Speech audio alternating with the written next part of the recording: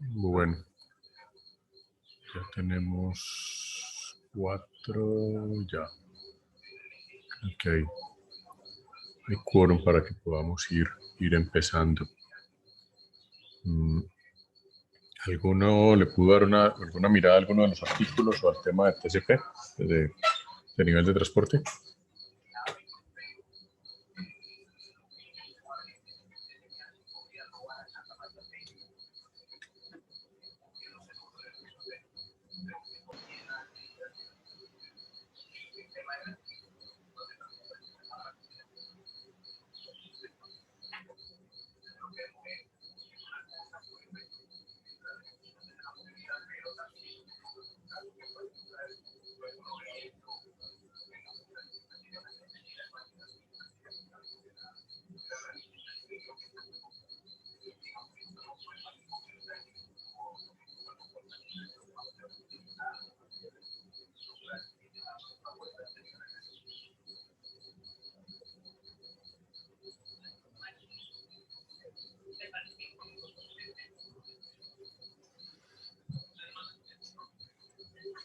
¿Algún comentario de los artículos o del tema de fog computing y edge computing?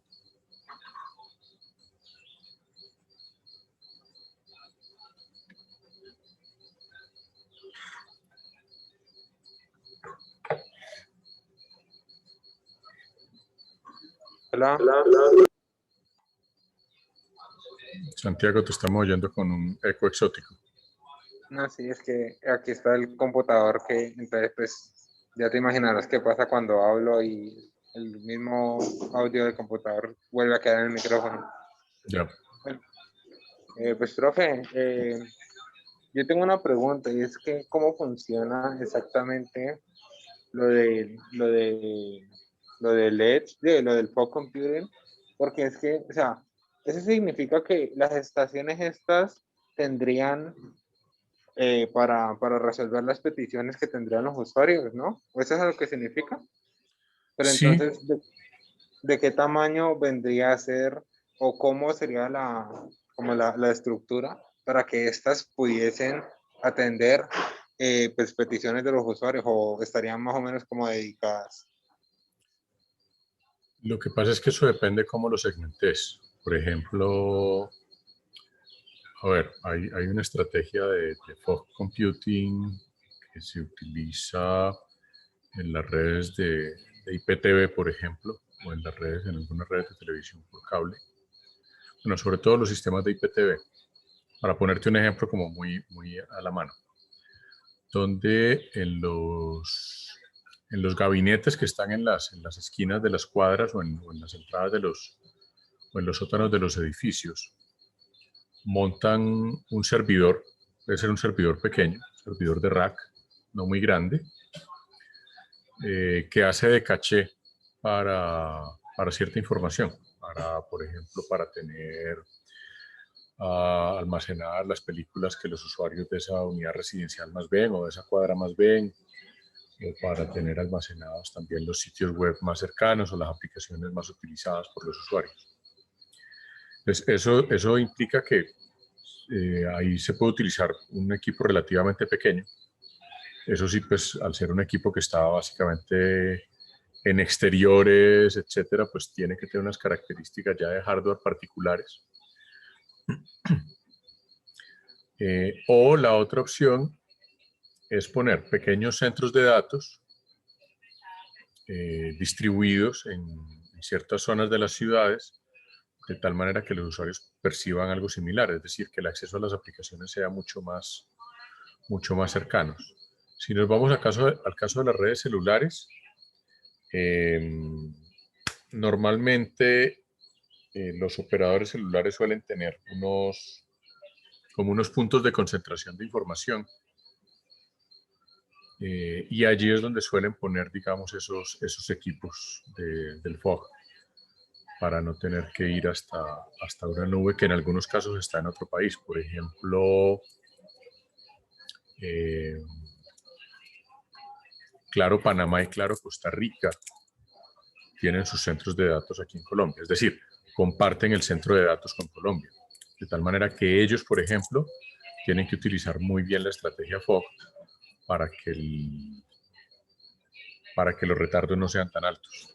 Pero eso depende un poco de la estructura que defina cada operador o cada empresa de TI. Por ejemplo, Google tiene centros de datos distribuidos. Aquí en Cali hay 2 o 3 que lo que buscan es acelerar ciertos procesos de los servicios de Google, por ejemplo. Entonces, ya depende como de un poquito de cada empresa.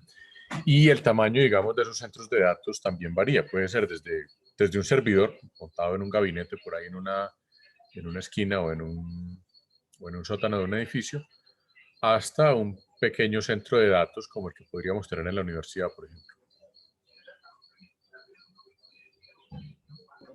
Ah, ok.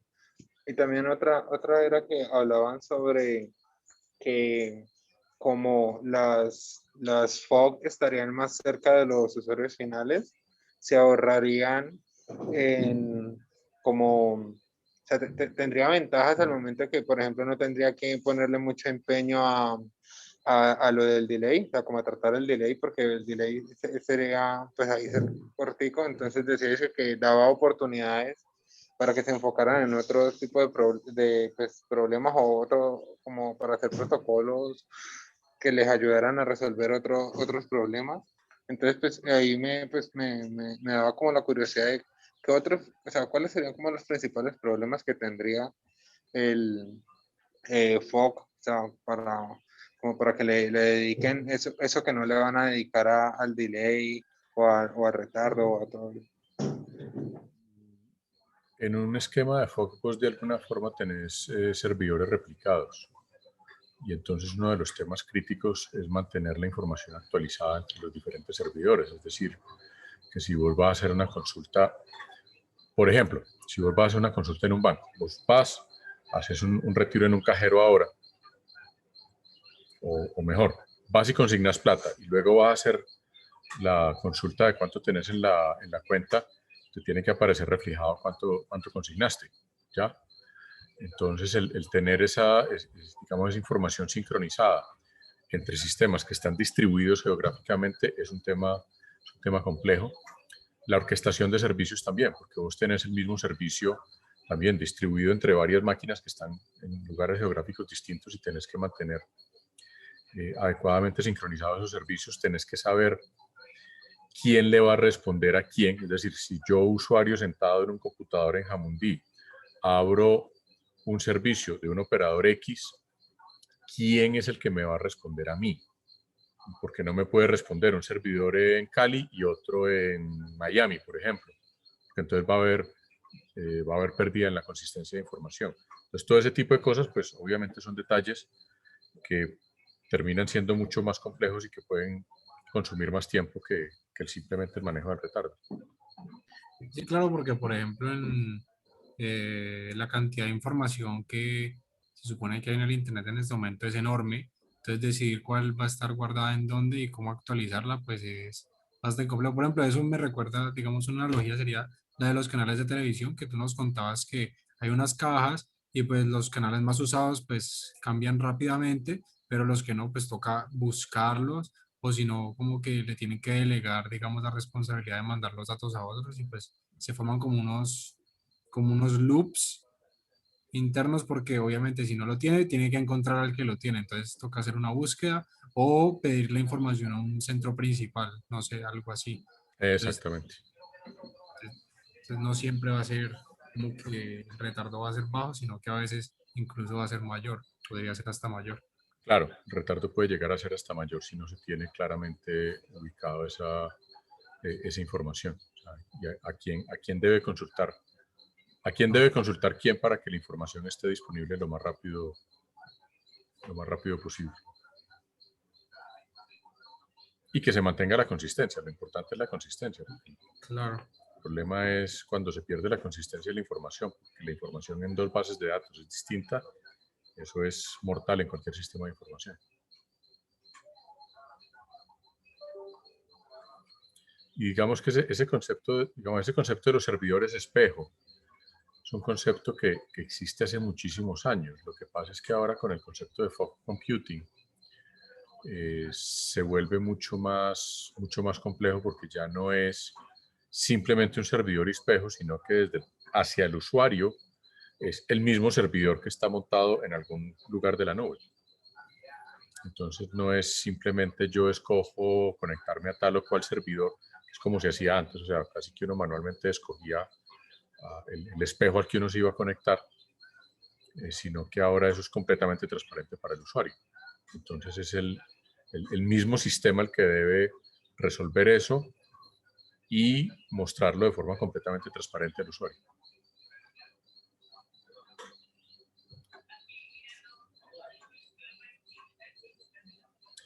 Sí, Y hay, yo, y, yo- yo- sí, yo veo que fog computing es un concepto interesante, pero tiene, o sea, habría que resolver bastantes, o sea, digamos, una solución al retardo genera otros, es como uno soluciona un bug y genera otros 10, sí, sí, porque mantener la confiabilidad y la, digamos, la consistencia de la información en un sistema así tendría que estar muy bien sincronizado. Y digamos que la sincronización ahorita se logra por, pues, por diferentes métodos que, que, digamos, por ejemplo, el protocolo TCP, que es el que te garantiza a dónde vas a llegar, pero ya con fog computing tocaría, tocaría resolver no solamente las rutas, sino también las posibles alternativas de rutas. O sea, se incrementa, digamos, el tráfico cruzado, digamos, de una forma bastante significativa. sí, y empiezan a aparecer preguntas como, bueno, ¿cómo resuelvo el tema de las rutas? Manejo rutas fijas, pero con redundancia, manejo rutas dinámicas. Si manejo rutas dinámicas, entonces empiezo a depender de protocolos de pronto poco confiables como IP. ¿Qué tan bueno es eso? Eh, y mientras más pequeño sea el concepto de fog, y ahora se habla de fog computing, por ejemplo, en IoT, donde pues, el servidor, entre comillas, fog, termina siendo un dispositivo Raspberry que tiene un poquito más de capacidad computacional que los sensores a los que le está dando servicios. Entonces se vuelve más complejo. ¿Cómo manejo el tráfico? Es decir, cada cuánto sincronizo de tal manera que no esté cargando mucho la red, porque también el tema de fog computing en algunas aplicaciones como IoT significa que yo tengo conexiones de muy baja capacidad, digamos, entre el servidor de borde o entre el servidor fog y los usuarios finales que terminan siendo pequeños sensores con muy baja capacidad computacional, pero a la vez el canal de comunicación que tiene ese servidor fog con la nube, con sus servidores principales, tampoco es la mejor. Entonces tampoco me puedo dar el lujo de estar actualizando cada segundo o cada 10 segundos o cada 5 segundos, porque probablemente no voy a tener la capacidad de canal suficiente para hacerlo. Entonces, todo eso empieza a generar un montón de preguntas que hoy por hoy no están del todo resueltas. O sea, el concepto de fog suena muy bonito y funciona muy bien en algunas aplicaciones donde ya se ha venido usando por más tiempo y se han resuelto, digamos, algunos problemas. Pero hay otras áreas donde eso no está para nada resuelto. Y hay muchísimos asuntos por resolver. O sea, uno elegiría fog computing versus cloud computing dependiendo de la necesidad que uno tenga y viendo, digamos, más bien los casos probados, como en qué Exacto. situaciones sí ha funcionado mejor.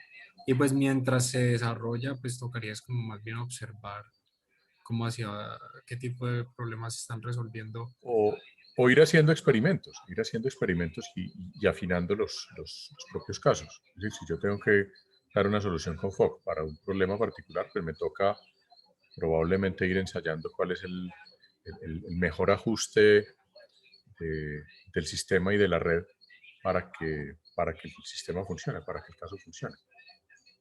Por ejemplo, nadie te va a resolver el tema del fog computing para temas de agricultura de precisión en caña de azúcar. O, o muy poquitos van a trabajar en eso porque ese tema digamos, las potencias de caña de azúcar a nivel mundial son Brasil, Colombia, Perú, Australia e India. Entonces, vamos a esperar a que los hindúes o los australianos lo resuelvan, o lo vamos a resolver nosotros. O probablemente nosotros tengamos una solución que a lo mejor le sirve a los hindúes, o qué sé yo. O sea, a veces tampoco sentarse a esperar a que otros lo resuelvan necesariamente funciona, porque hay casos que pueden ser muy particulares. Y si nos vamos a casos todavía más exóticos, como la palma de Chontaduro, por ejemplo, ahí sí bailas, porque palma de Chontaduro tenemos nosotros y Ecuador, punto.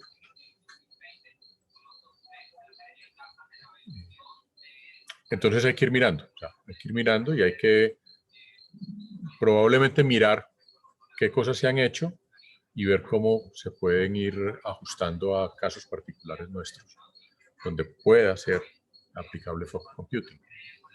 Estoy poniendo los ejemplos de caña de azúcar y de palma de Chontaduro porque son casos donde hay problemas de conectividad. O sea, por lo menos en caña de azúcar hay muchísimos trabajos de automatización y de agricultura de precisión, pero donde hay muchísimas restricciones de conectividad y incluso a los grandes gremios como Asocaña y a Cenicaña les cuesta muchísimo que los operadores les den una conectividad medianamente decente. Entonces a ellos les toca pensar en soluciones para ver cómo hacen cosas, porque, por ejemplo, los de Cenicaña están trabajando en temas como cortadoras automáticas de caña, autónomas. Y un bicho de esos necesita tener algún tipo de conectividad. Que si no, pues imagínense, se va a cortar caña quién sabe dónde.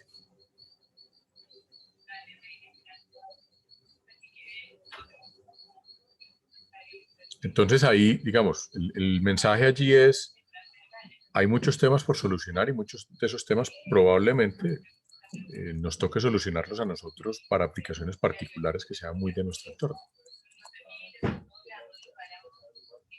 Probablemente utilizando información de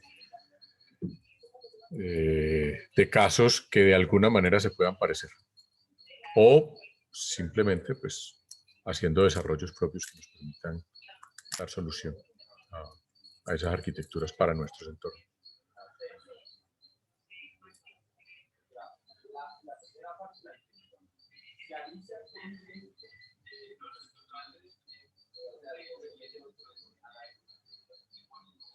Con esto de fog computing, a mí se me viene a la memoria un par de experiencias. Si ustedes revisan un poquito la historia, y a veces la tecnología es cíclica como la moda. Por allá en los 70s y 80s lo que predominaban eran los grandes sistemas de computadores conectados con terminales brutas. No había redes de datos, sino que sí eran redes de datos de alguna manera, pero básicamente, digamos, el dispositivo de acceso del usuario hacia el computador era básicamente una pantalla y un teclado que estaba conectado directamente al computador. Y eso pues implicaba una serie de retardos y problemas. Luego vino hacia los 90 el auge de lo que se llamó la arquitectura cliente-servidor, que hoy todavía la utilizamos en muchísimas aplicaciones. Y esa arquitectura cliente-servidor trajo un entorno completamente distribuido, porque ya los computadores de escritorio tenían buena capacidad computacional y mucha de la información se almacenaba en los computadores de escritorio y no necesariamente en los servidores. La computación en la nube de alguna manera nos devuelve a ese concepto de los grandes centros de cómputo, de los grandes computadores pegados a una terminal. Nuestros computadores, a pesar de que tienen muchísima capacidad de cómputo, en muchos aspectos terminan siendo simplemente una terminal que depende en un altísimo porcentaje de la conectividad para poder usar servicios, todos estos servicios que están en la nube. Pero en algún momento hubo que pensar en soluciones intermedias. Por ejemplo, cuando en Colombia se instalaron los primeros cajeros electrónicos por allá hacia mediados de los años 80 e incluso hasta bien entrados los 90, el tema de conectar esos cajeros electrónicos, en teoría en línea, a los bancos no era una cosa simple. Entonces, lo que hacían muchísimas entidades bancarias era cargar al principio del día la información de la cuenta en el cajero electrónico, de tal manera que cuando uno iba a retirar plata, pues uno podía retirar plata.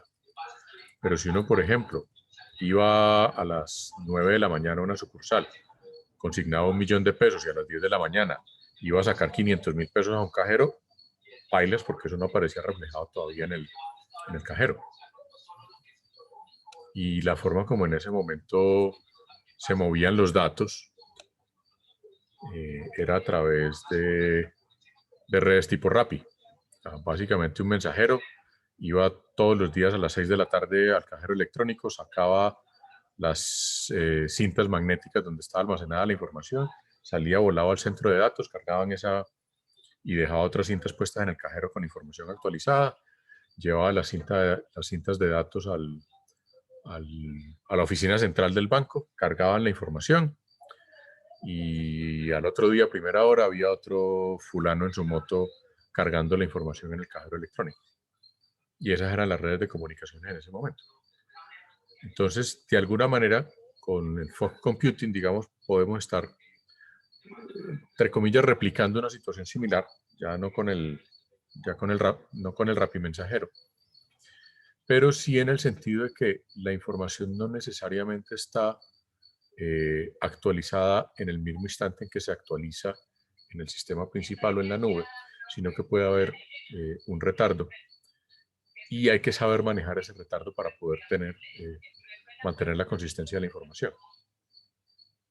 Y de alguna manera, esos mecanismos de manejo de consistencia de información están inventados hace mucho rato y toca pues es recurrir a ellos, solo que pensando en un entorno donde ya la información se mueve no vía medios físicos, sino vía redes, solo que redes con unas latencias diferentes.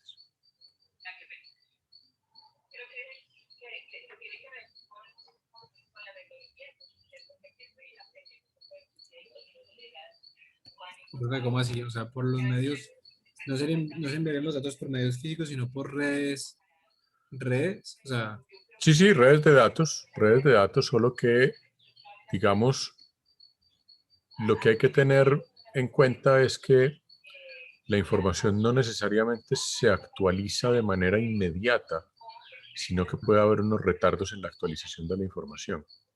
Y esos retardos eventualmente pueden ser de segundos o pueden ser de minutos, o en algunos casos puede que sea más.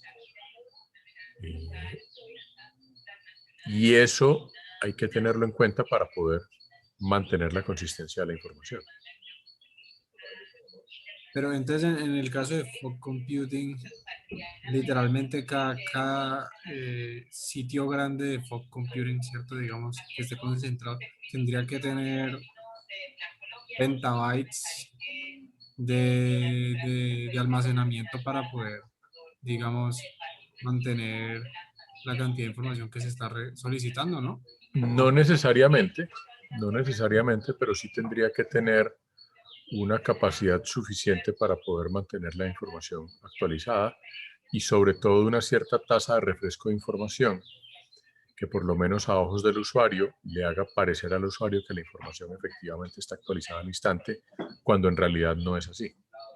O sea, sería el caso como que yo le solicito al sitio de fog computing más cercano, por ejemplo, si fuera a hacer streaming, por ejemplo, quiero ver una película 4K, Avatar en 4K, no sé.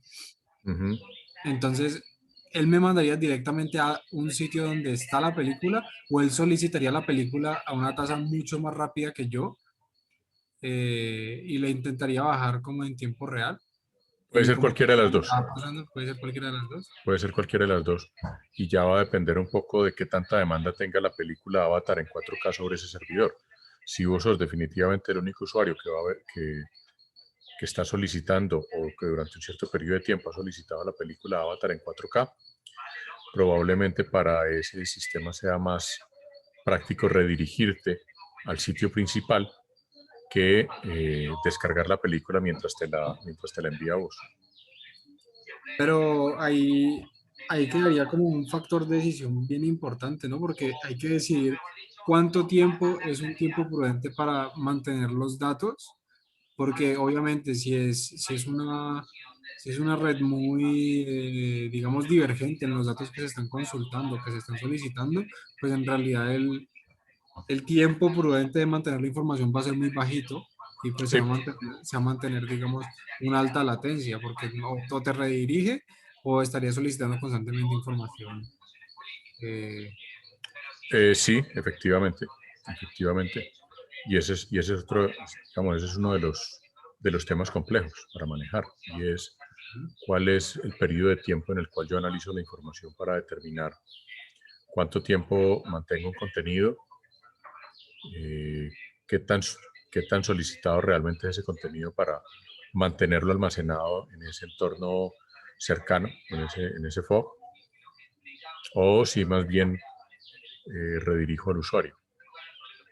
Pues ahí viene todo un tema precisamente de donde entran, y ahí son súper utilizados los algoritmos de Machine Learning, porque ahí tiene que entrar todo un proceso de revisar el comportamiento histórico de los usuarios para mirar eh, esos contenidos qué tan solicitados están. claro, ahí lo que se necesita es que se tome la decisión de forma prácticamente inmediata en el momento en que se solicita y pues eso tiene que quedar o sea, tienen que haber datos antes de eso. Exactamente, exactamente. Profe, Tiene pero que haber algo entonces de información. en ese estado de forma, digamos que las tasas de transmisión ya serían más controladas por un algoritmo que por el medio. Tienen un medio que puede enviar lo que sea, pero el algoritmo define a qué tasa se le envía uno. Eh, lo que pasa es que en general las tasas de transmisión las definen los algoritmos y no el medio, porque TCP implementa una cosa que llama el control de flujo, y el control de flujo, entre otras cosas, lo que hace es tratar de controlar de alguna manera la tasa de transmisión para no sobrecargar los distintos extremos de la comunicación. Entonces, digamos, el medio te suministra una capacidad que lo que hace es que te pone un tope en cuanto a lo que se puede transmitir, pero finalmente cada servicio que hace uso de ese medio es el que va a determinar cuánta capacidad se le da a cada servicio. Y eso es un poco también el tema de ingeniería de tráfico asociado a redes como MPLS y también a protocolos como TCP. Entonces termina habiendo una combinación. Cada tipo de tráfico puede tener unos topes en cuanto a la capacidad que se le asigna para que un tipo de tráfico no monopolice un canal de comunicación, pero a su vez el nivel de transporte y el mismo nivel de aplicación, o sea, la misma aplicación, pueden también controlar la cantidad de datos que envíen.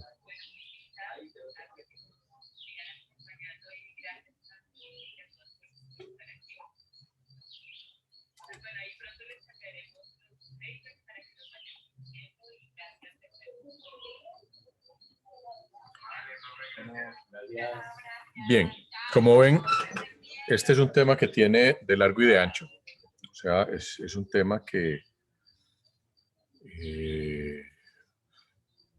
que plantea una solución muy interesante, digamos, al poner los servicios más cerca del usuario final, pero que también plantea muchísimos retos para poder que esos servicios se entreguen adecuadamente.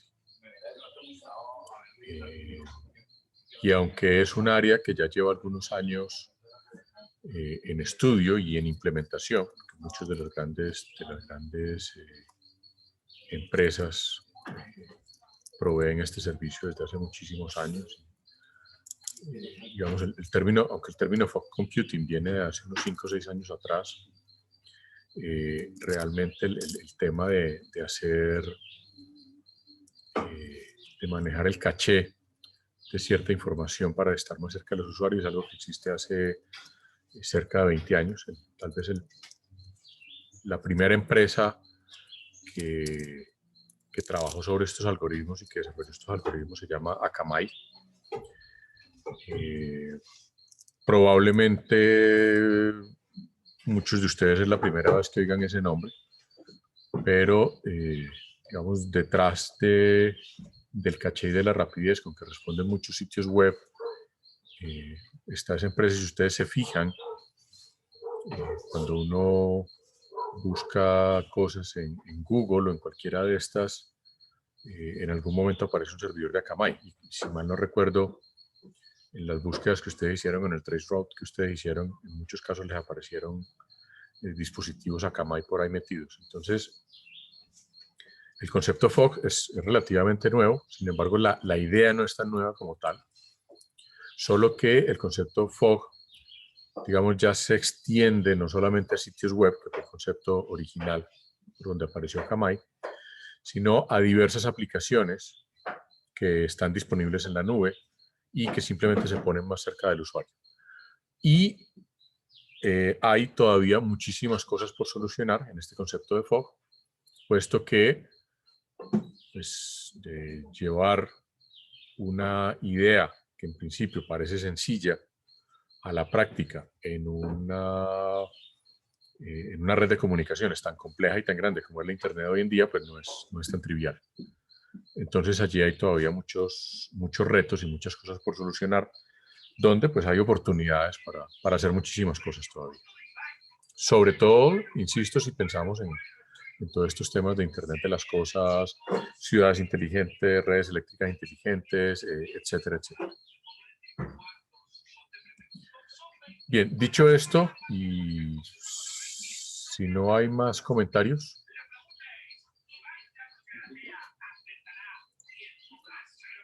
podríamos pasar entonces a hablar un poco de nivel de transporte.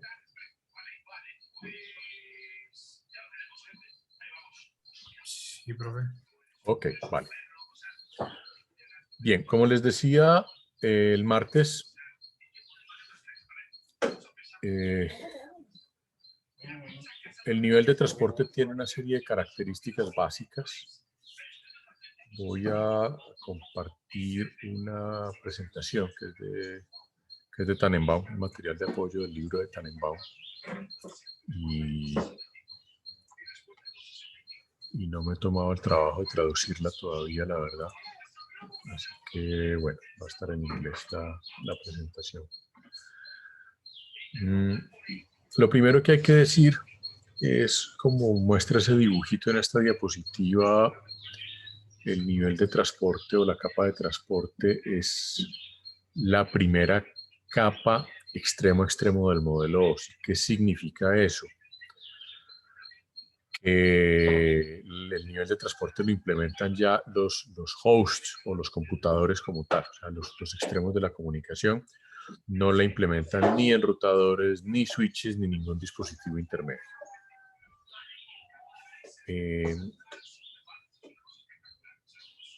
Y eso implica que los servicios que da esta capa de transporte pues son servicios básicamente a los extremos de la conexión, lo que, digamos, en términos genéricos se denomina un host en la jerga de Internet, que es básicamente cualquier computador que implemente algún tipo de servicio o de aplicación.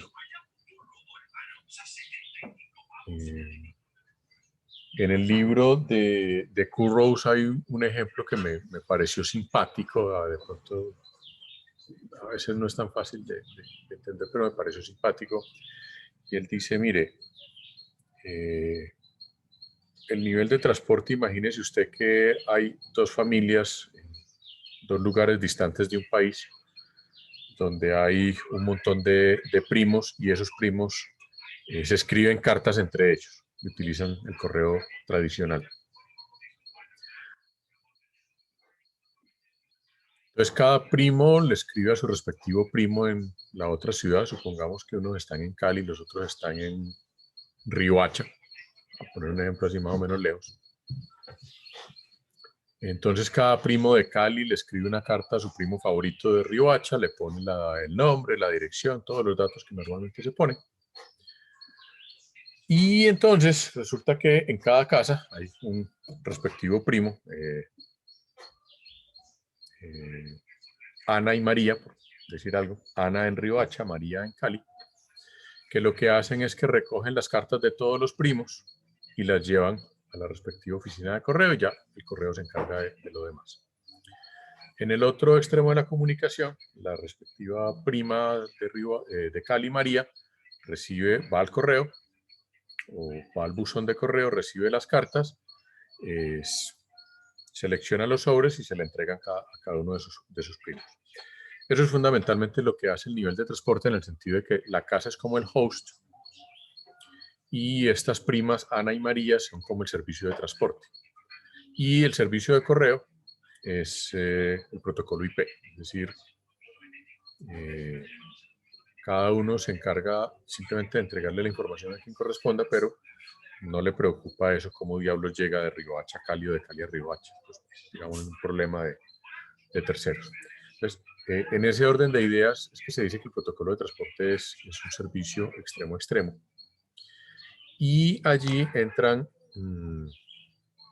bueno, y ahí entra el concepto de multiplexado, es decir, el hecho de que esta prima le entregue la carta a cada uno de sus respectivos primos es el multiplexado, y viceversa, cada primo escribe su carta y no la lleva al correo, sino que se la entrega a Ana o a María, y ellas son las que se encargan de multiplexar la información, en este caso los sobres, y llevarlo al correo. Eso es básicamente lo que hace el nivel de transporte cuando hablamos de multiplexado, y el multiplexado en el nivel de transporte es hacia arriba o hacia abajo, es decir, el nivel de transporte puede multiplexar la información hacia distintos protocolos de red. Por ejemplo, cuando yo tengo un computador con múltiples puertos, esos múltiples puertos también pueden tener múltiples direcciones IP, no solamente múltiples direcciones MAC, sino múltiples direcciones IP.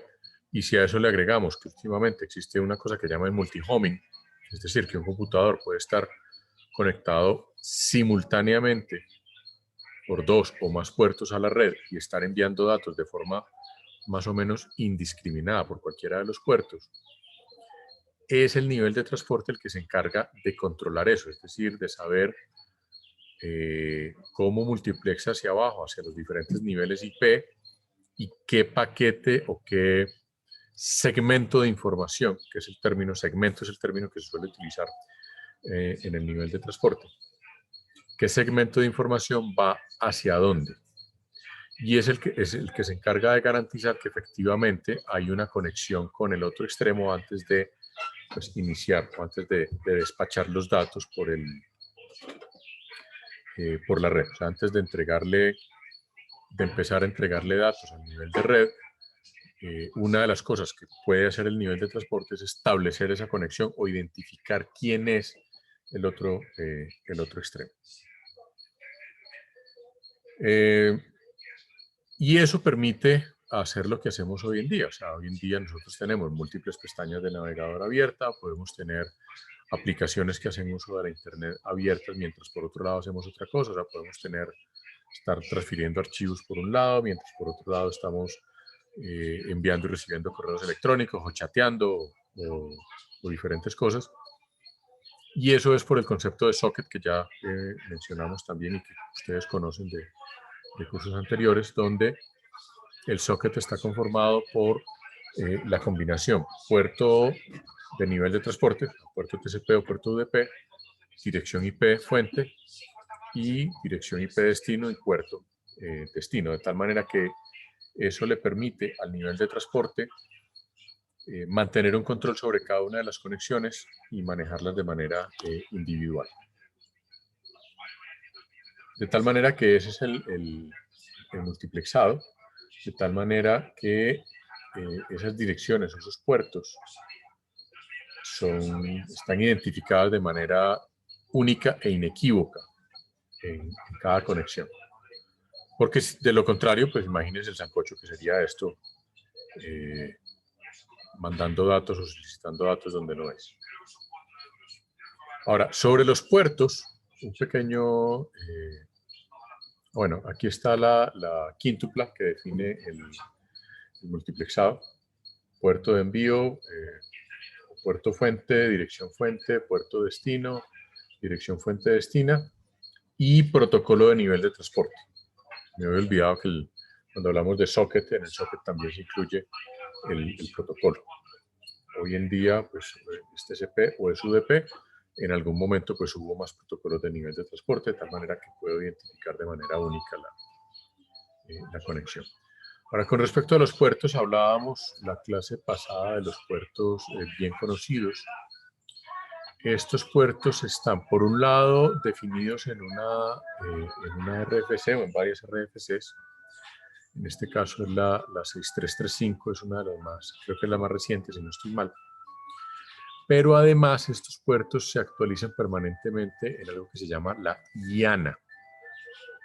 Yo no sé si ustedes conocen, ¿saben qué es la IANA? ¿Han oído hablar alguna vez de esta vaina?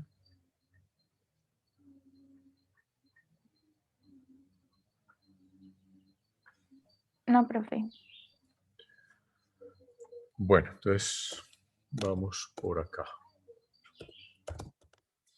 IANA es la Internet Assignment and Number Authority. Es la entidad dentro de la Internet que se encarga de coordinar todo el tema de DNS, direccionamiento IP y en general de la gestión de los recursos dentro de la Internet. Fíjense que la IANA tiene como tres grandes áreas. Una es el manejo de los nombres de dominio, es decir, la IANA es la autoridad principal en el manejo de nombres de dominio y es la que asigna, entre otras cosas, las extensiones, o sea, esas extensiones .com, .org o .org.co o .co a secas, etcétera. Es la IANA la que en algún momento autoriza nuevas extensiones. Por ejemplo, hoy en día hay una variedad de extensiones, hay .aero, .io, no me acuerdo qué diablos. Es la IANA la que se encarga de decir, bueno, listo, ahí ya hay un montón de extensiones que nos están acabando, entonces empecemos a utilizar otro tipo de extensiones. Entonces ellos manejan ese registro internacional de extensiones, manejan esa base internacional de nombres y de dominios, principalmente manejan lo que llaman dominios top level, y hay luego unos registers o unos NIC por países. Recuerden que aquí en Colombia eso está en cabeza del Ministerio TIC, y el Ministerio TIC pues lo ha delegado a una empresa privada, que es quien se encarga de manejar todo lo que son los dominios .co. Y luego están lo que llaman los registers, por ejemplo, GoDaddy. Si uno va a buscar o quiere comprar un nombre de dominio, pues uno va a una de estas empresas que son registers, y ellos lo que hacen es que tienen, o sea, actualizan la información con la IANA para poder pues, vender nombres de dominios que no entren que no existan ya, que no estén vendidos. Entonces digamos, es la IANA en última la que controla toda esta base de datos de dominios principales, y fíjense que todavía maneja pues unos registros particulares de las entidades internacionales. Estos dominios .int son muy, muy, muy particulares. Son dominios fundamentalmente que son utilizados por organismos multilaterales, básicamente Naciones Unidas y similares. Y un registro ARPA, que sigue siendo el registro propio pues, del Departamento de Defensa gringo. Aparte de eso, maneja todo lo que tiene que ver con las numeraciones, o sea, la gestión de las direcciones IP y los números de zonas autónomas o de áreas autónomas. Y aparte de eso, pues tiene toda la información de lo que es el registro de protocolos y algo que se llama la base de datos de zonas horarias. Ya entro en detalle en ese tema en un segundito. Pero hay todo un manejo de zonas horarias dentro de la Internet y todo un manejo de sincronización de horas en Internet, que ya vemos en un segundo cómo va eso. Eso es la IANA. Entonces, dentro de todo eso que maneja la IANA, pues está precisamente el mantener actualizado. Fíjense que la última actualización es de ayer, básicamente, donde están todos lo que llaman los puertos conocidos. TCP maneja 16 bits de direccionamiento, eso da como 15.000 y pico perdón, 64.000, 65.000 puertos posibles de TCP, pero básicamente los primeros 1024, o sea, del 0 al 1023, son los que llaman puertos bien conocidos, que era lo que lo mencionamos también en la clase pasada. Y aquí está la lista.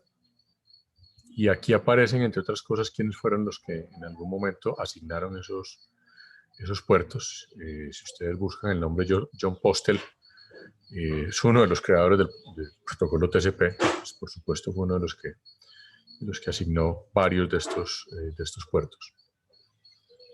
Entonces, aquí hay unos primeros que están definidos, hay algunos que ya ni siquiera se usan, o sea, el eco poco más se usa.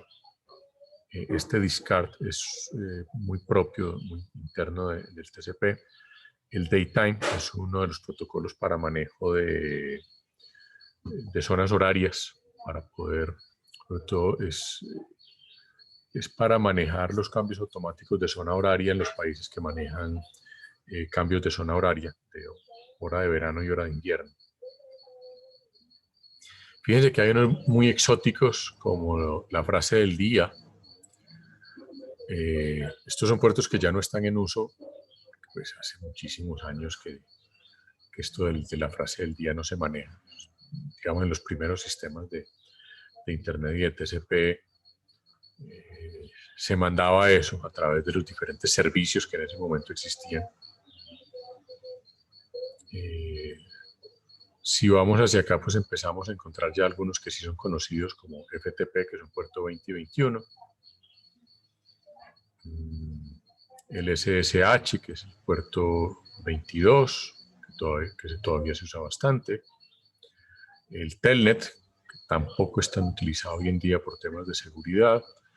El SMTP, que es uno de los protocolos de correo electrónico.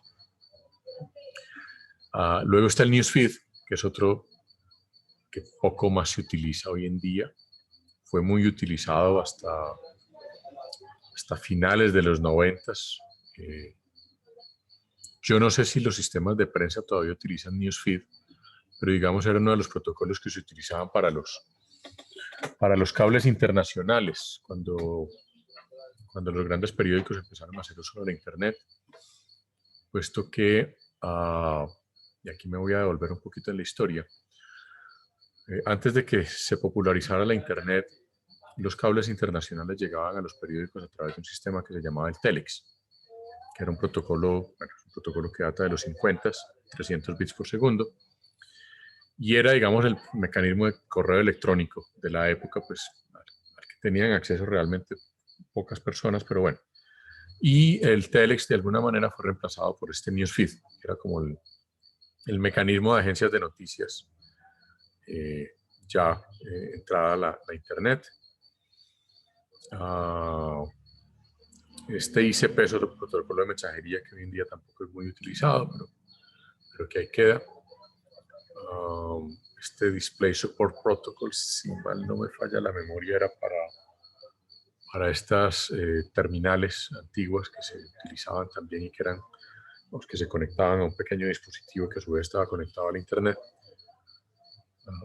Aquí aparece el protocolo de tiempo. Existe un protocolo en Internet que se llama el NTP, el Network Time Protocol, Si ustedes configuran en su computador y sobre todo en las máquinas Linux, pero si ustedes miran el reloj de su computador en cualquier sistema operativo, van a ver que hay una forma de que la hora del computador se sincronice con la red. Y eso se hace a través de este protocolo del Network Time Protocol, que hace uso pues, de este puerto 37. Bueno, hay otro protocolo Graphics que no me acuerdo ya para qué se utiliza, el name server, que es el que está asociado a los DNS. Hay otro protocolo por acá que era creo que el CASAP o algo así, no me acuerdo, que era un protocolo de autenticación antiquísimo también, este TACAX. Este TACAX es un protocolo de autenticación ya en desuso antiguo, pero ahí está, puerto 49. Y así sucesivamente. O sea, ustedes aquí están ven todos los puertos que se utilizan para montones de cosas. El juiz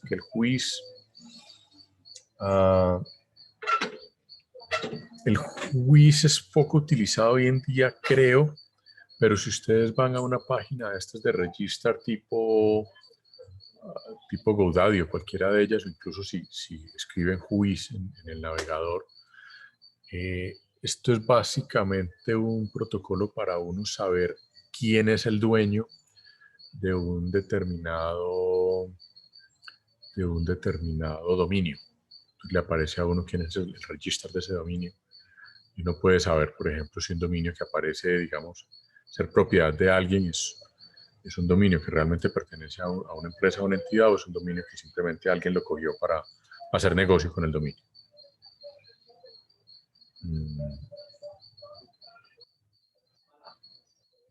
Bueno, hay otros mecanismos Profe, esos digamos, protocolos señor. que están en desuso, digamos que algunos otros protocolos hacen trabajos similares, ¿no?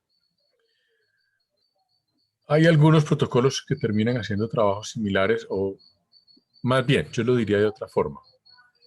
Muchos de las tareas, de las responsabilidades de algunos de estos protocolos se le fueron descargando casi todas al protocolo HTTP, el protocolo de la web, por la forma como fue evolucionando la web, y digamos que de alguna manera los navegadores se convirtieron en lo que en algún momento se denominó el cliente universal, hablando nuevamente de esta arquitectura cliente-servidor. En el modelo de arquitectura cliente-servidor, pues cuando uno diseñaba una aplicación cliente-servidor, pues había que diseñar la aplicación, había que diseñar la interfaz de esa aplicación, generar el ejecutable, había que generar un ejecutable para Windows, otro para Mac, otro para las N versiones de Linux y de Unix, y así sucesivamente. Pero rápidamente, pues los desarrolladores encontraron que era mucho más fácil desarrollar aplicaciones web y utilizar el navegador. Y eso básicamente reducía de una manera brutal los costos de soporte de cualquier aplicación, porque se utilizaba siempre el mismo cliente, navegador web, que se convirtió en, como les digo, cliente universal. Pero eso a lo que llevó es a que muchísimas funcionalidades que antes estaban asignadas a protocolos específicos en puertos específicos se descargaron sobre HTTP. Y con lo bueno y lo malo que eso tiene, que ya lo discutiremos un poco más adelante. Además que generaba dependencia ahora que está conectado, ¿no? Porque si todo está como servicio web, pues necesito tener internet para poder acceder a él. Exacto. Además, ese es el otro problema, que muchas cosas muchas aplicaciones asumen que uno tiene conectividad permanente cuando eso no es verdad, ni siquiera en los países más desarrollados.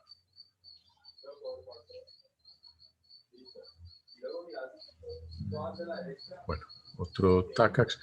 Hay un SQL, fíjense que hay un puerto TCP específico para SQL, para hacer queries de bases de datos remotas.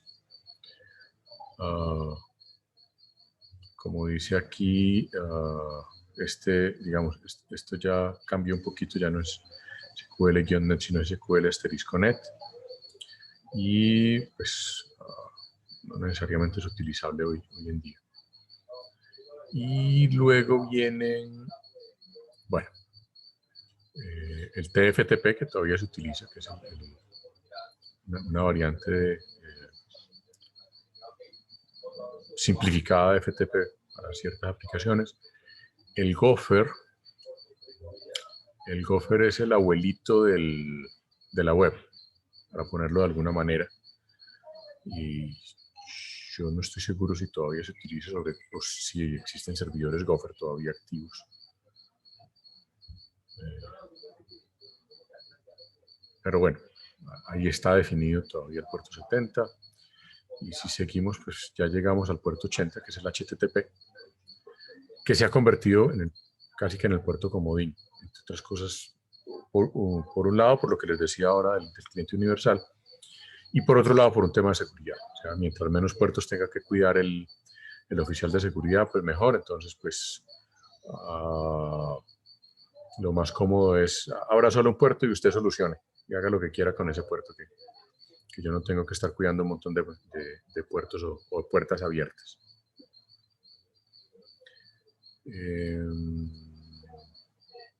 Bueno, aquí hay un montón de comentarios, básicamente de actualización de estos servicios, de distintas cosas.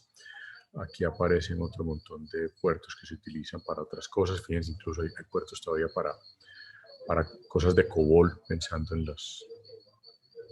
Tengan en cuenta que antiguamente las aplicaciones financieras eran 90% desarrolladas en COBOL, por lo tanto, pues había que tener puertos para eso. Kerberos, que era una aplicación también de seguridad, y así sucesivamente. Aquí pueden encontrar un montón de puertos. No recuerdo en este momento, por ejemplo, cuál es el que utiliza WhatsApp. Me olvidé en este momento el protocolo de WhatsApp, entonces no me acuerdo qué puerto es.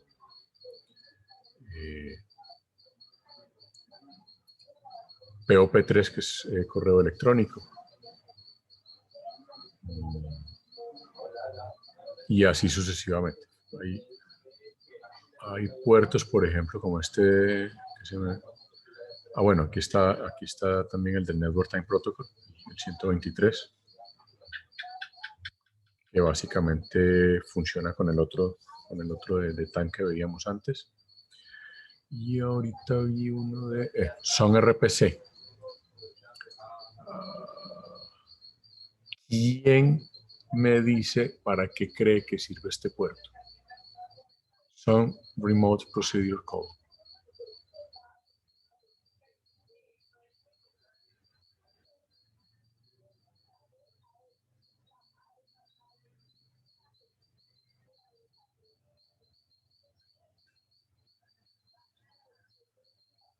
Esto tiene que ver con Java. Les doy esa pista.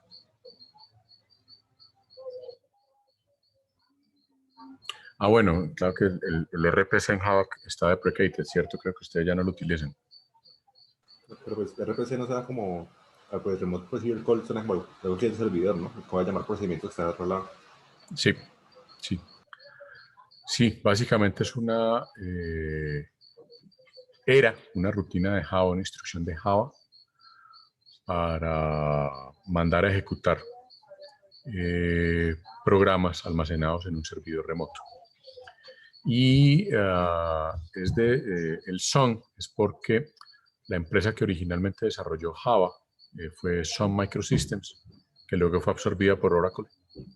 Pero pues originalmente, cuando desarrollaron esto en los principios de Java, por allá hacia mediados de los 90, que fue cuando apareció Java, pues desarrollaron precisamente esta opción y por eso este puerto. Y bueno, ahí está toda la lista. Fíjense que hay algunos que son propios de cosas de Cisco. En fin, la lista es larga. Aquí están todos, como les digo, actualizados hasta el día de ayer. Ya pueden ustedes, si quieren, mirar para qué carajos sirve esto. Hay algunos de Corva, por ejemplo, que tienen que ver también con computación distribuida, con Java. Hay muchos de estos puertos ni siquiera están en uso hoy en día porque ya no se utilizan. Pero pues ahí está la lista, más o menos hasta el hasta el 1000 y pico. Fíjense que ya hay mucho más del 1024. Señor. Ahí encontré que WhatsApp usa una versión personalizada del protocolo XMPP, Extensible Messaging and Presence Protocol. Dice que usan los puertos 5222 para cliente servidor, 5269 para servidor y 5223 para SSL. Ah, bueno, ahí está. Sí, es uno de los protocolos de mensajería, el XMPP. Casi todas las aplicaciones de mensajería utilizan ese mismo protocolo. Pues porque tienen que, ya lo que hacen es ciertas actualizaciones. Entonces fíjense que, miren, la lista es bien larga. Si nos vamos hasta el fondo, ya me pasé, fue a la lista de todos los que contribuyeron a esta joda, que también la lista es berracamente larga. Pero si nos devolvemos simplemente a los puertos, que ya no sé qué se me hicieron. Ah, por aquí.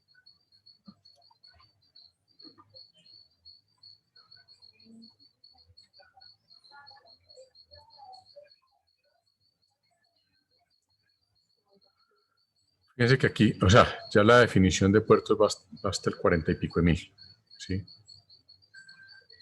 Muchos para cosas que... bueno, muchos para cosas muy particulares. Fíjense que aquí hay cosas de Bloomberg, o sea, muchos para aplicaciones muy particulares, que algunas de ellas las tenemos muchas veces en banners en las aplicaciones web. Pero fíjense que hasta aquí, ahí está hasta el 49.151, este último sí está reservado. Y luego pues hay otro montón de cosas que no tienen puertos específicos asignados. Ahora, un resumen mucho más amigable está aquí en Wikipedia.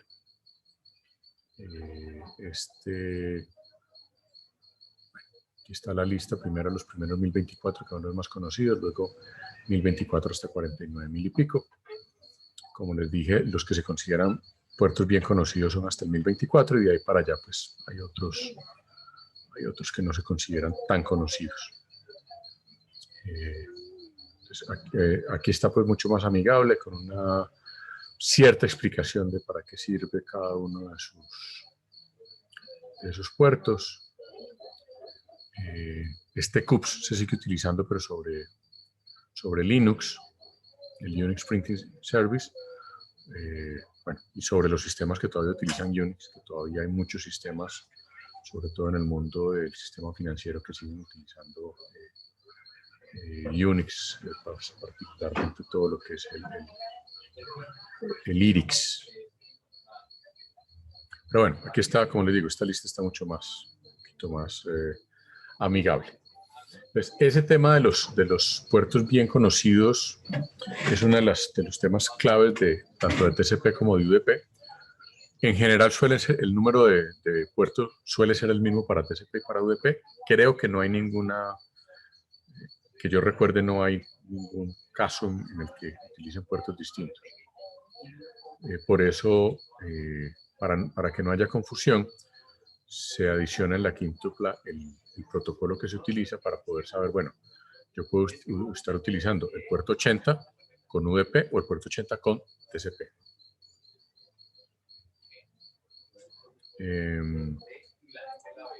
Bueno, lo que formalmente se llama el Transport Protocol Data Unit, pues que normalmente en TCP lo llaman simplemente un segmento TCP, pues en general tiene esta estructura. Fíjense que aquí tenemos TCP va empaquetado dentro de IP y a su vez IP va empaquetado dentro de una trama de nivel de enlace, es una trama de Ethernet o lo que sea. Ahora viene otro tema que es la conexión. Específicamente TCP es lo que se conoce como un protocolo orientado a conexión. Y los protocolos orientados a conexión tienen un asunto, y es yo cómo garantizo que la conexión esté establecida. Ahí hay toda una discusión, dentro de la teoría de protocolos hay una discusión muy interesante que si quieren profundizar más en eso, está bastante bien explicada en el libro de Tannenbaum. y es algo que se conoce como el problema de los dos ejércitos. Pero básicamente el tema es, TCP resuelve este problema con algo que se llama la conexión a tres bandas. La conexión a tres bandas, y permítanme, yo paso a otra presentación donde lo tengo un poquito más,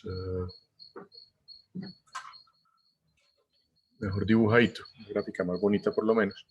La conexión a tres bandas implica lo siguiente.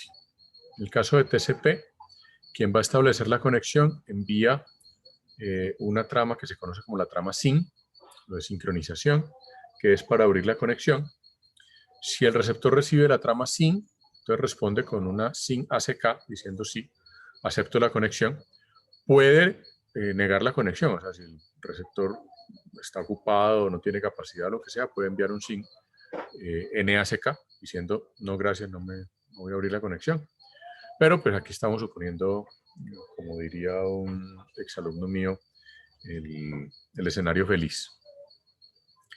Entonces, se envía la trama SYN, se responde con una ACK y el sender responde a su vez con una ACK. Por eso se llama conexión a tres bandas porque hay un cruce de tres segmentos de información entre el transmisor y el receptor. Una vez ya se envía este tercero, y dependiendo de la variante de TCP y dependiendo de ciertas configuraciones, se empieza el flujo ya de envío de información, de envío de datos, y en algunos casos, con este ACK se envía ya el primer grupo de datos. Ya este ACK final puede ir ya de una vez con datos. Entonces, TCP es orientado a conexión, por lo tanto, lo primero que se hace es establecer la conexión. En el caso de UDP, UDP es no orientado a conexión, por eso se dice que UDP es también un protocolo orientado a datagrama, eso significa que es más o menos la misma filosofía de IP. Entonces en UDP no se establece conexión, simplemente hay una solicitud y respuestas, que puede que lleguen, puede que no lleguen, o sea, si no llegan de malas. Ahora, ¿qué otro tipo de servicios ofrece TCP? TCP no solamente ofrece un servicio orientado a conexión, sino que garantiza un control sino que garantiza la secuencia de los datos. Es decir, TCP reorganiza los datos. Si los datos llegan en desorden por cuenta de que IP es como es, entonces el receptor TCP se encarga de organizar los datos en la secuencia correcta, de tal manera que el nivel de aplicación reciba los datos en la secuencia adecuada, cosa que no hace UDP, por ejemplo. Eso hace que TCP, digamos, sea mucho más lento como protocolo. Mientras no se establezca la conexión, no se pueden enviar datos. Mientras no estén los datos ordenados, no se le pasan al nivel de aplicación. Si falta un dato, entonces este señor de este lado lo que hace es que le solicita al transmisor que le retransmita ese dato que se embolató en alguna parte. Y finalmente el receptor, hasta que no tiene todos los datos y los tiene debidamente ordenados, pues no los pasa al nivel de aplicación. Pues eso es, digamos, el manejo de lo que es la conexión en TCP. Bueno, para el cierre de la conexión en TCP, la cosa es más o menos similar a quien inició la conexión. Y fíjense que de acuerdo a la literatura, la terminología puede cambiar. Aquí se habla de sender receiver, aquí se habla de initiator receiver. Básicamente es básicamente la misma cosa. Quien inició la conexión es a su vez quien generalmente finaliza la conexión. Y ojo que digo generalmente porque el receptor puede en algún momento también finalizar la conexión por distintas razones. Pero digamos, vuelve y juega. El caso más normal o el escenario feliz es quien inició la conexión, envía un segmento de finalización de conexión, el receptor le reconoce y hace cierra su conexión. Fíjense que en este caso ya hablamos de un cierre activo de la conexión, o sea, cuando este iniciador de la conexión le notifica al receptor que va a cerrar la conexión. Este, al recibir ese cierre de conexión, hace lo que se llama ese cierre, o sea, cierra la conexión o hace un cierre pasivo. Ahorita hablamos del cierre pasivo. Envía una ACK y luego envía una respectiva trama de fin, diciendo, listo, sí, yo también terminé la conexión, ya estamos. Y este le reconoce que envió la conexión. En el intermedio, fíjense que hay unos tiempos de espera, hay unos temporizadores. Esos temporizadores existen tanto para iniciar la conexión, para finalizar la conexión. Y entonces, ¿qué es lo que pasa aquí? Por ejemplo, en el establecimiento de la conexión, se envía la trama SYN, espera una ACK, no llega después de cierto tiempo, entonces una vez el timer respectivo se vence, pues este señor vuelve a enviar otra trama SYN, a ver si fue que esa no llegó o se pudo haber perdido el SYN ACK. Dice que uno de los problemas aquí es que con el establecimiento de la conexión es que se pudo haber perdido la trama SYN, o se pudo haber perdido la trama SYN ACK, o se puede perder la trama ACK. O sea, cualquier cosa puede pasar en la mitad del camino. Entonces, por eso los temporizadores lo que hacen es que tratan de controlar eso. Si no llega el SYN ACK dentro de un determinado tiempo, este vuelve y envía el SYN. Y hasta que no recibe el SYN ACK, pues no reconoce la conexión. En el sentido contrario puede pasar lo mismo. O sea, este manda el SYN ACK y si no recibe el ACK, pues, cierra la conexión y notifica un fin de conexión. Entonces, este tendría que volver a iniciar la conexión. Digamos, esos son los escenarios no tan felices. Para finalizar la conexión puede ocurrir algo parecido, es decir, supóngase que esté establecida la conexión, pero la conexión queda inactiva. Si después de cierto tiempo de inactividad el receptor no recibe ninguna notificación de nada, cierra la conexión. Eso es lo que se conoce como un cierre pasivo. Es decir, este receptor lo que hace es que cierra la conexión y le manda al iniciador una notificación de fin. De, mire, la conexión estuvo inactiva mucho tiempo, me aburrí, cerré la conexión y ya está. Eso lo hacen sobre todo los servidores y lo hacen con versiones relativamente recientes de TCP. Cuando digo relativamente recientes es de unos 15 años hacia acá, para evitar sobrecarga del servidor. Para un servidor tener conexiones abiertas implica consumo de recursos, consumo de memoria, consumo de un montón de cosas. Entonces, para optimizar precisamente el uso de recursos, los receptores pueden cerrar la conexión. Inclusive, y esto es algo un poco más reciente, ya se aplica en QUIC, la conexión se abre, se envían datos y vuelve y se cierra. O sea, no se mantiene abierta la conexión. Eso era algo que se hacía anteriormente. Hoy en día, con QUIC, ni siquiera eso. Simplemente cada vez que mando datos, abro la conexión y vuelvo y cierro la conexión. Pero en el protocolo, digamos, en el protocolo TCP original, el manejo de conexión requería una trama de finalización. Bueno, eso en cuanto a lo que es cierre de conexión. Si nos vamos por acá entonces, nuevamente, entonces la estructura es como aparece acá. Hay un usuario, estos punticos se denominan Transport Service Access Point. Eso es un concepto muy de protocolos, o sea, cada protocolo tiene una cosa que se llama un Service Access Point, que le presta servicio a los protocolos de nivel superior, los respectivos protocolos de nivel superior. En este caso, en el nivel de transporte, el nivel de 4, esto se le denomina el Transport Service Access Point. Es una aplicación, abre una conexión y a su vez, pues el nivel de aplicación del host 2 o del servidor, pues hace uso de ese respectivo servicio. El servicio puede ser también un servicio de hora del día.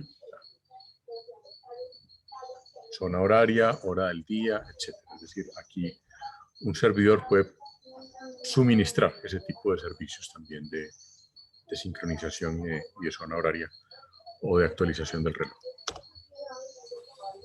Hay una serie de se denominan primitivas o instrucciones de TCP que tiene que ver con lo que es la máquina de estados del protocolo. Creo que no, de pronto no vamos a entrar a ese nivel de detalle en la máquina de estados, pero en general, básicamente las primitivas o los estados del protocolo TCP son estas. Listen, que es, digamos, un estado de espera donde el protocolo está básicamente escuchando a ver si recibe alguna solicitud.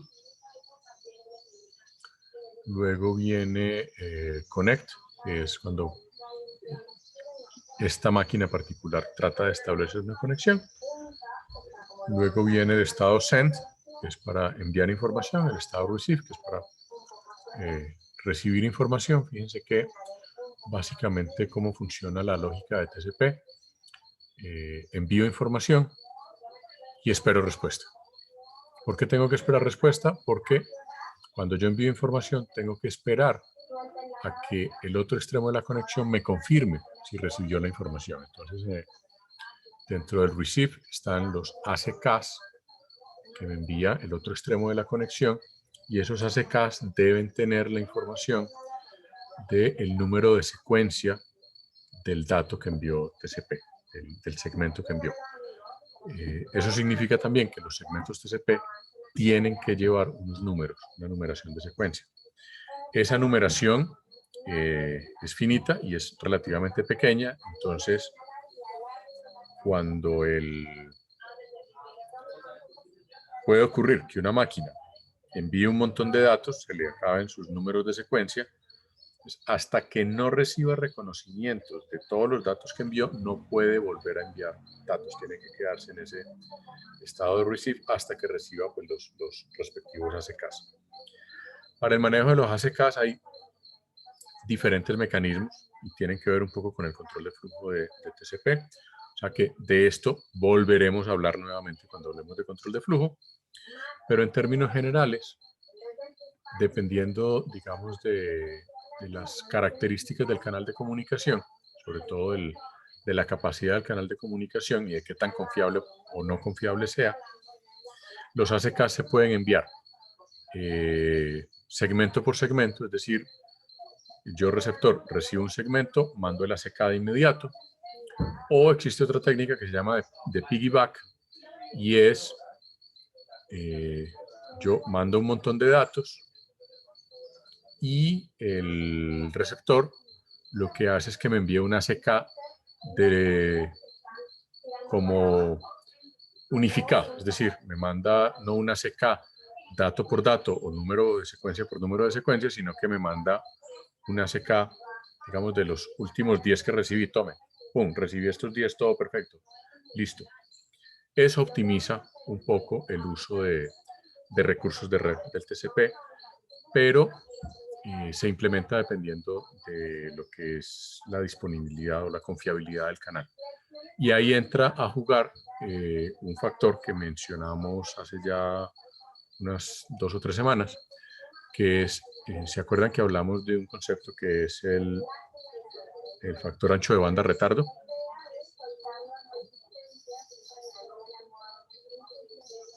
A ver, ¿quién se acuerda de eso?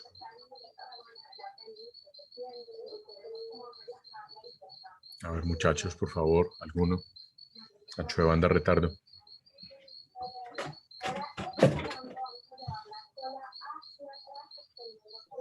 Profe, ¿no fue lo que vimos con lo del jitter y el throughput? Sí. Sí, pero no recuerdo el factor o que definía que una comunicación estuviera buena con un ancho de retardo. Recuerden que es un Pero factor, sí, como su nombre lo indica, que es un factor que es el resultado del producto del ancho de banda disponible por el retardo del canal. ¿Qué significa eso? Si yo tengo mucho ancho de banda y a la vez tengo mucho retardo, ¿qué va a ocurrir? El que está enviando datos TCP empieza a enviar datos y puede enviar un montón de datos porque tiene bastante ancho de banda. pero se va a demorar mucho en recibir los ACKs porque el retardo va a ser muy grande. Entonces lo que va a pasar es que va a llenar el buffer. Es decir, voy a mandar todos los paquetes que tengo hasta que se me agote los números de secuencia y me va a tocar esperar a que el otro lado me conteste. Entonces, para mejorar la eficiencia, por ejemplo, cuando tenemos una situación de esas, es muy útil ese mecanismo de piggybacking, porque lo que hace el receptor al otro lado es recibí todo bien, envío solamente una ACK y eso me libera completamente toda la ventana de transmisión de TCP nuevamente del transmisor. Mientras que si yo tengo, por ejemplo, un canal de muy poca capacidad, entonces no voy a poder mandar muchos datos TCP, sino que voy a mandar de a poquitos y entonces el dispositivo del otro lado del receptor probablemente sea más eficiente si me va reconociendo paquete por paquete o grupitos pequeños de paquetes. Eso tiene que ver también con la forma como funciona TCP, lo que se conoce como el protocolo de Slow Start o el manejo de ventana deslizante de TCP, que ya voy a hablar de eso en 2 o 3 minuticos. Bueno, estos son básicamente los estados de esas primitivas. Esto es un poco como cómo funciona este tema del socket, cómo va montado TCP en todo este tema del nivel de transporte, la red y demás, y cómo es el asunto del nivel de aplicación con el manejo del socket hacia el puerto TCP.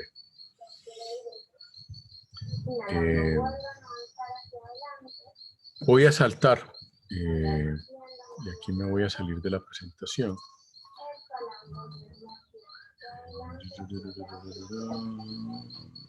Sí, aquí entramos mucho en el tema de los sockets y demás.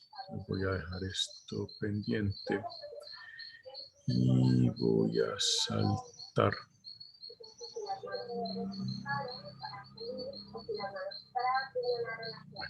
Y hay algo de control de congestión, control de flujo.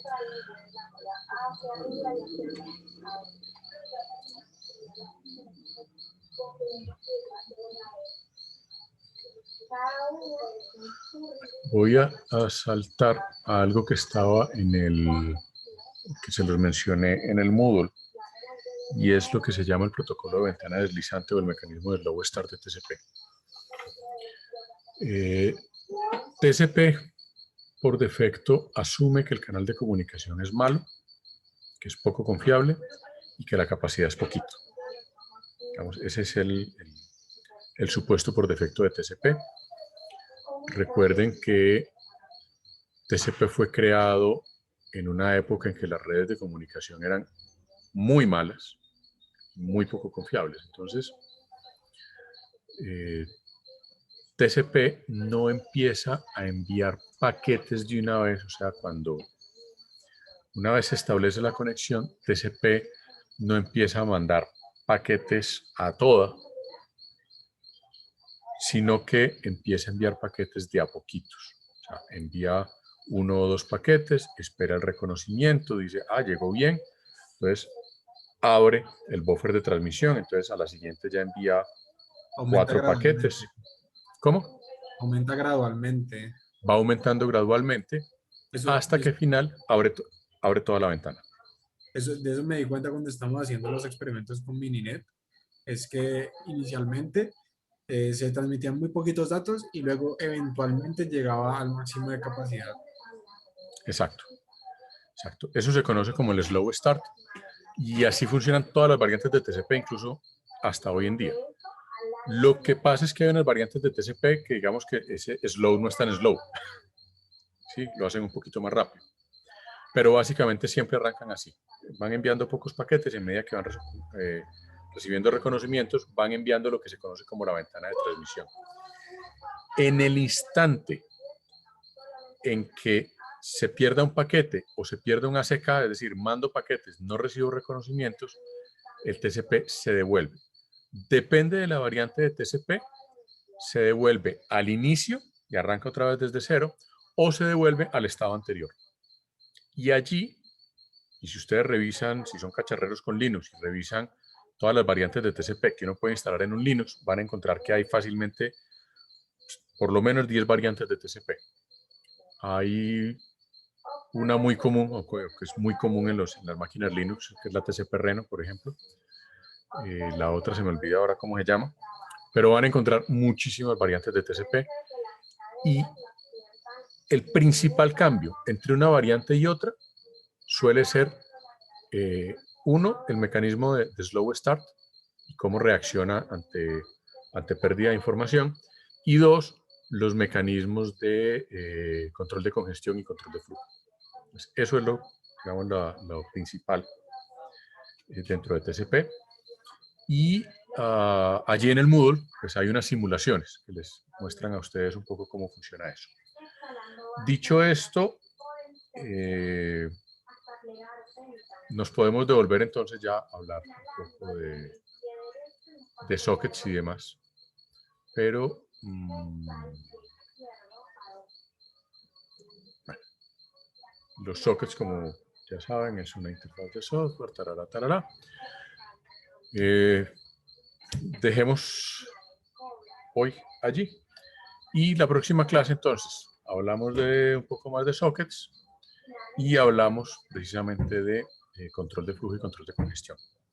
En Moodle hay, no recuerdo si 3 o 4 artículos acerca de control de flujo y control de congestión. Yo escogí uno relativamente reciente que habla de unos mecanismos más o menos nuevos de control de congestión, y con seguridad hay otro, que es un artículo de Sally Floyd, que es básicamente uno de los primeros artículos donde se habló de control de flujo y control de congestión en TCP, y de donde parte el protocolo que se conoce como Random Early Detection, que es la base para prácticamente todo lo que es control de flujo y control de congestión hoy en día. Entonces, probablemente el martes no alcancemos a llegar a eso. El martes terminamos un poquito todo lo que es TCP y UDP.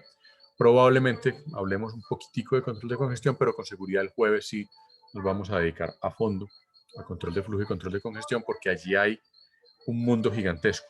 Y como les decía hace un instante, en todas las variantes de TCP que ustedes se pueden encontrar en una distribución de Linux, o dependiendo de la distribución de Linux, los principales cambios entre una variante y otra suelen ser el protocolo de slow start y los mecanismos de control de flujo y control de congestión. Entonces, a eso vale la pena que le dediquemos un ratico también. Listo, eso era todo por hoy. No sé si alguien tiene algún comentario, pregunta. No, profesor, pues todo bien. Listo, perfecto. Dicho esto, entonces nos vemos el martes y voy a tratar de revisar los parciales el fin de semana para intentar tenérselos el martes. Y si no el martes, por tardar el jueves. Listo. Entonces, pues no siendo más, nos vemos el martes. Listo, gracias, profe. Vale, Chao, profe. chao. Gracias, Nos vemos. profe.